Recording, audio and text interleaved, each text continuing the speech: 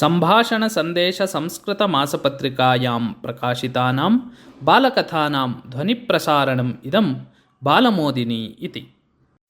यदा रावणः आसन्नमरणः आसीत् तदानीन्तनी घटना एषा। रावणः यदा अन्तिमश्वासोच्छ्वासं कुर्वन् आसीत् तदा रामः लक्ष्मणं कथितवान्, लक्ष्मण, रावणस्य समीपं गच्छ। लक्ष्मणेन पृष्टं, तत्र गत्वा किं करणीयं मया? किं वा प्रयोजनं तत्र गमनात् इति। मर्यादापुरुषोत्तमेन कथितं, अनुजलक्ष्मण, रावणः सामान्यः नृपः न, सः तु अस्ति अनेकविद्यानां स्वामी।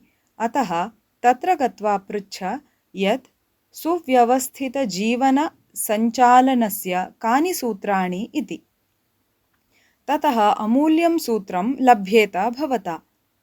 लक्ष्मणः अग्रजस्य आज्ञायाः परिपालनाय रावणान्तिकं गत्वा तं सादरं प्रणम्य कथितवान्, भोः विद्यानिधान, भवान् तु गुणानाम् आस्पदम् अस्ति।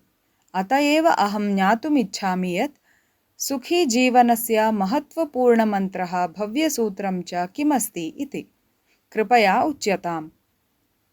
तदा रावणः कथितवान्, भोः लक्ष्मण, शिष्टशान्तजीवनस्य द्वे सूत्रे स्तः।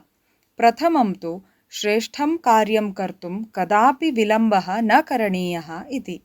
द्वितीयं, कुत्सितकार्ये शीघ्रता न करणीया इति। एतत् कथम् अवगतं भवता? लक्ष्मणः कुतूहलेन अपृच्छत्। आर्यलक्ष्मण, एतदवगतं मया स्वानुभवात् एव। दिव्यशक्तिसम्पन्नस्य मम जीवनस्य लक्ष्यद्वयं निश्चितमासीत्। एकं तु उदधेः क्षारजलं मधुरजलत्वेन परिवर्तनीयम् इति। द्वितीयं तु मर्त्यलोकात् स्वर्गपर्यन्तं स्वर्णसोपाननिर्माणं करणीयम् इति। परन्तु लक्ष्मण, अहम् एतयोः कार्ययोः विषये आलस्यं कृतवान्, अधिकम् अवधानं न दत्तवान्, अतः तयोः विषये कापि प्रगतिः न जाता। किन्तु सीतायाः अपहरणविषये मया क्षिप्रता कृता।